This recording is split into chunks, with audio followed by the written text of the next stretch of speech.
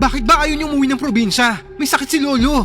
Basta makinig ka na lang sa amin ng mama mo. Hindi tayo uuwi ng probinsya dahil hindi namin pwedeng iwan ang trabaho namin dito. Mas importante pa ba yung trabaho niyo kaysa kay Lolo? Mamamatay na siya. Binabalaan kita, Anton. Hindi mo pupuntahan ng lolo mo.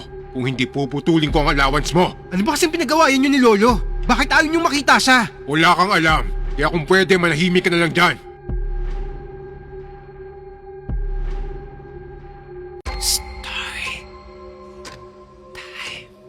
Ako si Anton. Gusto ko lang ibahagi ang karanasan ko noong 16 years old pa lang ako.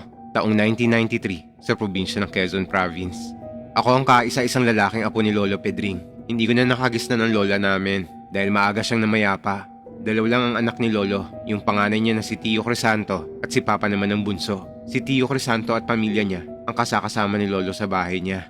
Dahil ako lang ang lalaking apo niya, ako ang naging paborito ng lolo ko. Lolo?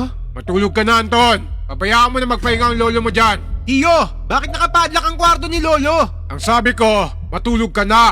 Sagutin mo muna ang tanong ko. Bakit nakalak ang kwarto ni Lolo? Para hindi siya makalabas. Kinukulong mo si Lolo? Sinagot ko na ang tanong mo. Matulog ka na. Tio! Buksan mo ang pinto. Gusto ko makita si Lolo. Ako nang bahala sa lolo mo. Buksan mo to, Tio. Hindi mo pwedeng itago sa akin ang kalagayan ni Lolo. Panoorin ang buong kwento dito lang sa aking YouTube, Jez Juarez.